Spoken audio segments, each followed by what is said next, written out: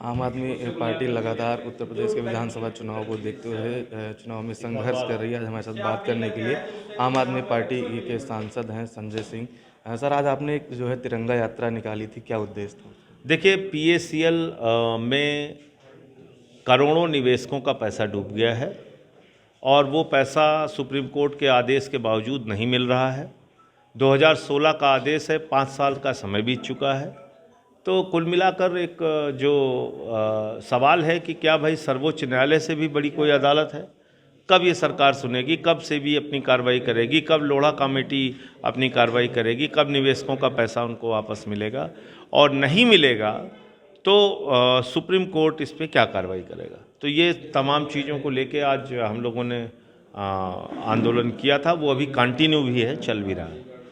आपने जो है ये किसान कानून को लेके जो है तमाम भारतीय जनता पार्टी के नेता कह रहे हैं, आपने बताया कि ये कानून जो है इलेक्शन के बाद फिर वापस आएगा, तो आप इसे किस तरीके? हाँ, बिल्कुल ये वापस आएगा, क्योंकि मैं थोड़ी कह रहा हूँ, साक्षी महाराज कह रहे हैं, कलराज मिश्रा जी जो बीजेपी के पूर्व नेता हैं वो कह रहे हैं, जो वर्तमान में राज्यपाल हैं वो कह रहे हैं, कमल पटेल इनके एक कृषि मंत्री हैं मध्य प्रदेश के, वो कह रहे हैं। तो बीजेपी वाले तो खुद ही कह रहे हैं। आपकी एक नेता है कृष्णा भरद्वाज, आप कह रहे हैं कि उनके ऊपर जो है पुलिस ने हमला किया है, तो अभी तक कोई कार्रवाई? हाँ, अगर कार्रवाई नहीं होगी तो हम लोग इसको प्रदेश भर में आंदोलन करेंगे। इन निवेशकों का पैसा वापस दिलवाया जाएगा, ब्याज सहित, जिसका जितना पैसा हुआ था। 2016 से आज 2021 हो गया, 5 साल हो गया, अभी भी उन निवेशकों का पैसा उनको वापस नहीं मिला है। ये एक बहुत बड़ा सवाल है। क्या इस देश में माननीय सर्वोच्च न्यायालय की भी कोई प्रतिष्ठा नहीं बची? क्या माननीय सर्वोच्च न्यायालय से भी कोई बड़ी संस्था है, उसके आदेश के बावजूद निवेशकों का कोई पैसा नहीं दिया गया? कोई और न्याय की कोई और बड़ी संस्था है क्या? सर्वोच्च न्यायालय से बढ़ के कोई और अदालत है क्या जहां जाएंगे ये निवेशक? तो सेबी को और लोढ़ा कमेटी को यह स्पष्ट करना चाहिए कि इन लोगों का पैसा कब तक मिलेगा और कैसे मिलेगा। अंत में किसानों का सवाल कह के अपनी बात को खत्म करूंगा। नरेंद्र मोदी जी ने अपनी पीठ थपथपाई और तीनों काला कानून वापस लेने का ऐलान कर दिया। अब संसद के सत्र में देखना होगा कि ये कानून रद्द होता है या नहीं होता है। लेकिन एक चीज तो स्पष्ट हो गया, भारतीय जनता पार्टी के सेवानिवृत्त नेता आदरणीय कलराज मिश्र जी और वर्तमान राज्यपाल हैं वो राजस्थान के, उन्होंने कहा है कि ये कानून फिर आएगा। साक्षी महाराज जी जो भारतीय जनता पार्टी के सांसद हैं कई बार से, उन्होंने कहा है ये कानून फिर आएगा। कमल पटेल जी जो कृषि मंत्री हैं मध्य प्रदेश भारतीय जनता पार्टी की सरकार के, उन्होंने कहा है ये कानून फिर आएगा। इसका मतलब इस काले कानून से जो संकट किसानों के ऊपर आया था, वो संकट के बादल अभी छटे नहीं हैं।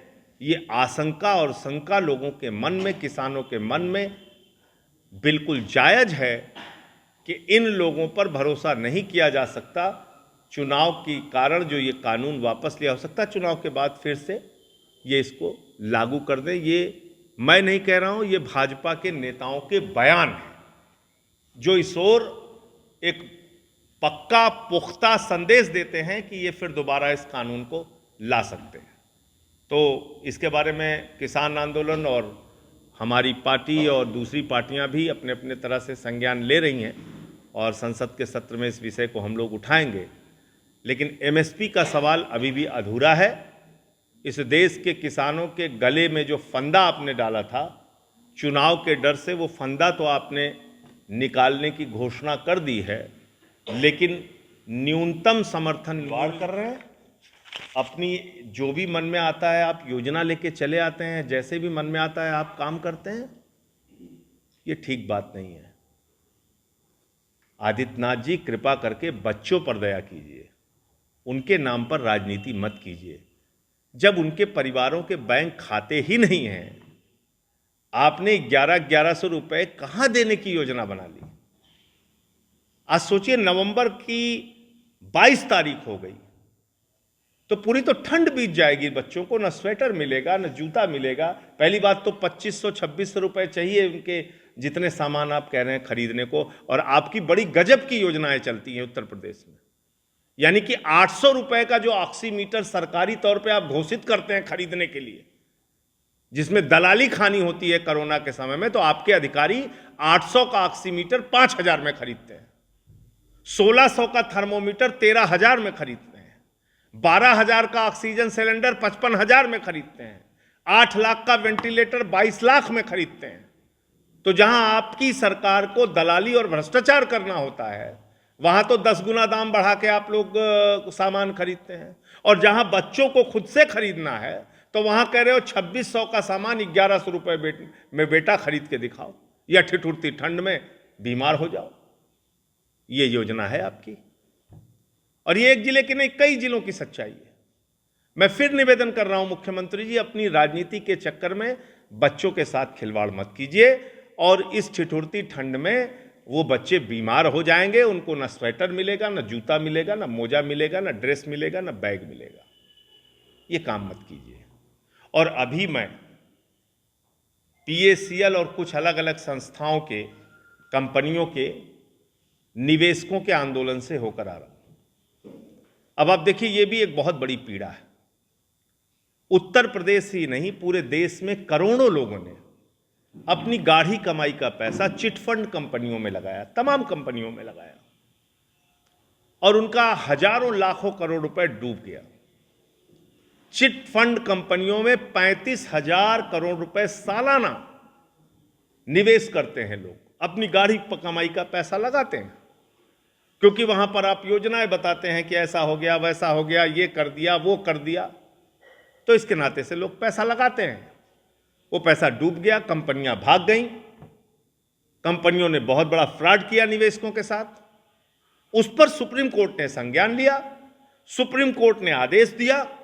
2 फरवरी 2016 को एक आदेश किया सुप्रीम कोर्ट ने, और कहा कि सेबी के माध्यम से 2 जोड़ी ड्रेस, 1 स्वेटर, 2 जोड़ी मोजा, 1 जूता और 1 स्कूल बैग खरीदने के लिए 1,80,00,000 परिवारों को हमने 1100 रुपए दे दिया। इसके बड़े बड़े होर्डिंग लग गए, पोस्टर लग गए, बड़ा प्रचार हो गया कि बच्चों के परिवारों के लिए तो इस बार क्रांति कर दिया है योगी जी ने, देखिए 1100 रुपए डायरेक्ट खाते में दे दिया। उस योजना की हकीकत यह है कि करोड़ों रुपए उस पर विज्ञापन में जरूर खर्च किया होगा योगी जी ने, लेकिन उस योजना की हकीकत यह है कि 42% खाते ही उन बच्चों के परिवारों के सरकार को मिले हैं, नंबर 1। और नंबर 2, 31% खाते उसमें से काम करते नहीं, जनधन योजना के खाते थे, वो बंद हो गए। तो ये 1100 रुपए भेजने में 11 साल लग जाएगा आपकी इस योजना में। 1100 रुपए भेजने में कई ठंडी बीत जाएगी बच्चों के लिए। और मैंने उस दिन भी कहा था, आज भी दोहरा रहा हूं, कि इस बेतुकी योजना के कारण उत्तर प्रदेश में 1,80,00,000 बच्चों को, बेसिक शिक्षा के ग्रहण करने वाले बच्चों को ठिठुरती ठंड में बीमार होने के लिए और ठिठुरने के लिए आदित्यनाथ जी की सरकार ने छोड़ दिया है।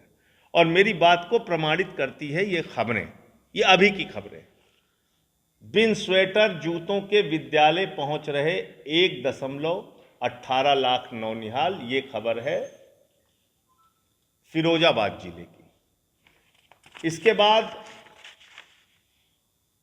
ज्ञानपुर भदोही का मामला है। 42,000 नौनिहालों के यूनिफॉर्म, जूता, मोजा पर संकट, नहीं मिली धनराशि। उसके बाद आधा सत्र बीता, बिना ड्रेस स्कूल आ रहे हैं बच्चे, आजमगढ़ की खबर है। उसके बाद 1100 रुपए बैंक खाते में आएंगे, इससे ज्यादा खर्च हो जाएंगे।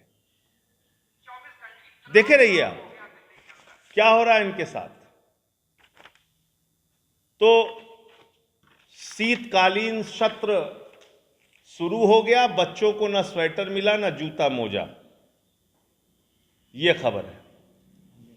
है 19 तारीख की खबर है, औरैया की खबर है। तो आप ऐसे ये देश बार बार आपको समझाता हूं, समझना चाहिए, डॉक्टर बाबा साहब भीमराव अंबेडकर के संविधान से चलेगा, आपके फरमान और तानाशाही से नहीं चलेगा। ये सब काम बंद कीजिए। यहां बोलने की आजादी है, प्रशासन की कार्यशैली पर सवाल उठाने की आजादी है। आप बताइए ना, क्या पेगासस का इस्तेमाल करके हिंदुस्तान के तमाम पत्रकारों का, जजेस का, अधिकारियों का, विपक्ष के नेताओं का, क्या उनकी जासूसी नहीं की गई? क्या सुप्रीम कोर्ट के जज, सुप्रीम कोर्ट के चीफ जस्टिस के ऊपर आरोप लगाने वाली महिला के रिश्तेदारों की जासूसी नहीं की गई? क्या विपक्ष के नेताओं की जासूसी नहीं की गई? और यह जासूसी कब की गई? भारतीय जनता पार्टी के शासन और राज में की गई। तो अगर उत्तर प्रदेश के एसटीएफ को की कार्यशैली को लेकर कोई सवाल हेमंत तिवारी जी या संजय शर्मा जी या सत्यप्रकाश भारती जी उठा रहे हैं, तो कौन सा गुनाह और अपराध उन्होंने कर दिया? आप उनको नोटिस भेज के डराने का और धमकाने का कि आगे आप पे कानूनी कार्रवाई होगी, आपराधिक कार्रवाई, ये आप उनको धमकी देने का काम करेंगे? मैं बहुत स्पष्ट शब्दों में कहना चाहता हूं, ये सब कार्रवाई बंद कीजिए योगी जी। और एसटीएफ ने ये जो चिट्ठी भेजी है, इस चिट्ठी को वापस लिया जाए। ऐसे आप पत्रकारों को डरा धमका के उनकी आवाज को दबा नहीं सकते। उस ट्विटर स्पेस की वार्ता में मैं भी जुड़ा था। सबकी अपनी चिंताएं हैं पत्रकारों की, उनकी अपनी समस्याएं हैं। अगर वो एक सोशल मीडिया प्लेटफॉर्म पे अपना दर्द बयान कर रहे हैं, तो आप उसके आधार पे उनको नोटिस भेजोगे, धमकाओगे पत्रकारों को। तो ये एक बहुत गलत बात है। इस नोटिस की मैं भर्त्सना करता हूं, निंदा करता हूं, और इसको तत्काल वापस लिया जाना चाहिए। दूसरा, आप लोगों के सामने मैंने एक दिन यहां पर कुछ सामान खरीद के दिखाया था कि उत्तर प्रदेश में 1,80,00,000 बच्चों को, जो आदित्यनाथ जी की सरकार कह रही है कि उनके परिवार के खाते में डायरेक्ट 1100 रुपए भेजकर, सरकार की दादागिरी बरेली जैसे शहर में खुलेआम आदित्यनाथ जी के इस गुंडा राज में हो रहा है। मैं इस सरकार को बताना चाहता हूं, तुम्हारे गिनतियों के दिन बचे हुए हैं। 3-4 महीने की बात है। जितनी गुंडागर्दी करानी हो, जितना अपराध कराना हो, जितना भारतीय जनता पार्टी के नेताओं से मारपीट, लड़ाई झगड़े करवाना हो, करवा लो।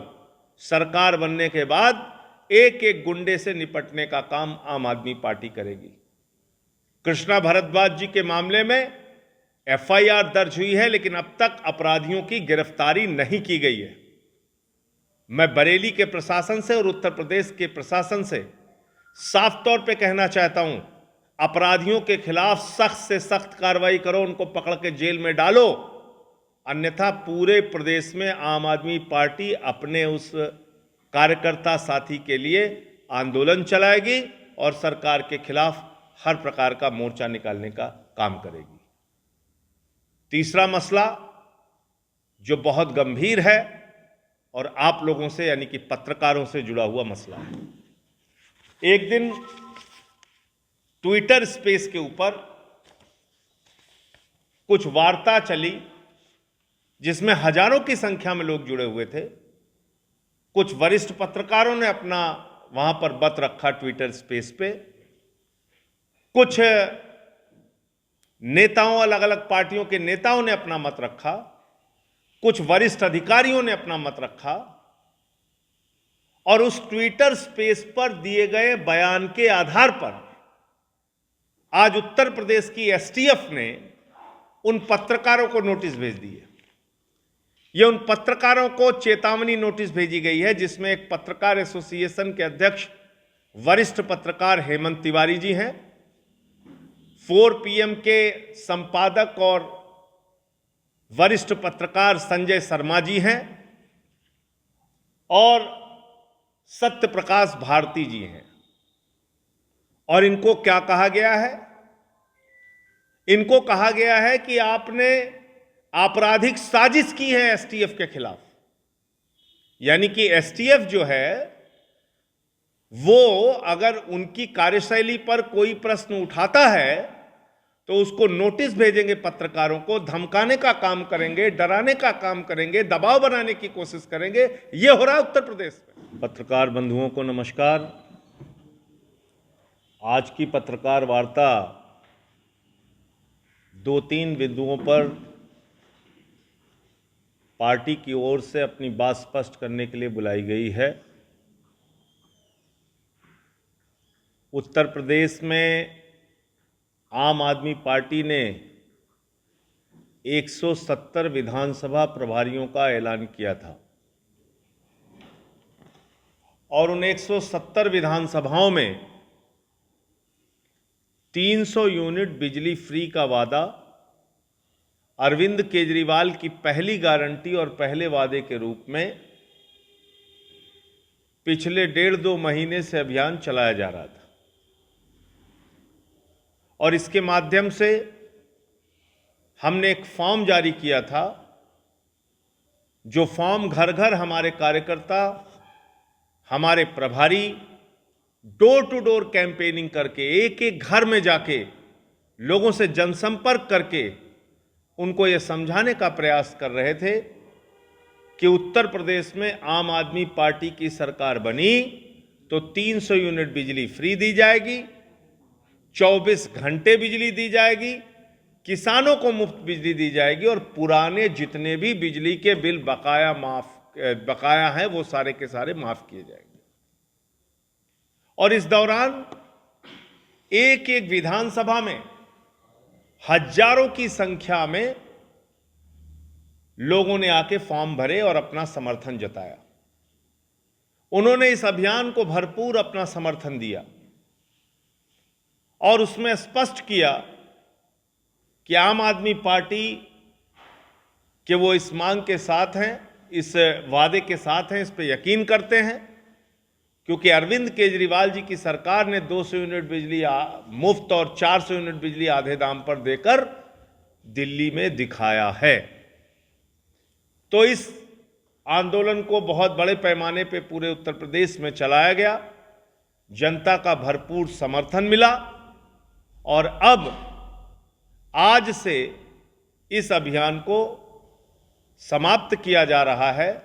अगला अभियान रोजगार गारंटी को लेकर, यानी कि उत्तर प्रदेश में बेरोजगारी का जो संकट है उस संकट से कैसे आम आदमी पार्टी निपटेगी और क्या हमारे घोषणा पत्र का मुद्दा होगा उत्तर प्रदेश में बेरोजगार नौजवानों के सवाल को लेकर, नौकरी के सवाल को लेकर, रोजगार के सवाल को लेकर, उसके बारे में हम लोग अगला ऐलान और अगली घोषणा करेंगे। इसके साथ साथ आपको ये बताना चाहता हूं, हमारी एक प्रभारी संभावित प्रत्याशी कृष्णा भारद्वाज जी को बरेली में आदित्यनाथ जी के इस गुंडा राज में सरेआम पीट पीट के लहूलुहान कर दिया गया, उनके सिर फोड़ दिए गए, उनका सीटी स्कैन हुआ और ये तब हो रहा है जब वो अपना बिजली कैंपेन और अभियान चलाकर वापस अपने घर। तो ये थे हमारे साथ आम आदमी पार्टी के सांसद संजय सिंह, जिनका साफ तौर पर कहना है कि उनके जिस तरीके से उनके नेताओं के ऊपर लगातार लाठीचार्ज किया जा रहा है, उनके आम आदमी पार्टी के प्रभारी हैं उनको एकदम लहूलुहान कर दिया गया है। अभी तक FIR सिर्फ हुई है, अभी कोई गिरफ्तारी नहीं हुई। अगर नहीं होती है तो आम आदमी पार्टी सड़क पर उतरेगी, आंदोलन करेगी। लखनऊ से न्यूज़ फाउंडेशन के लिए कृष्णा मोहन मिश्रा।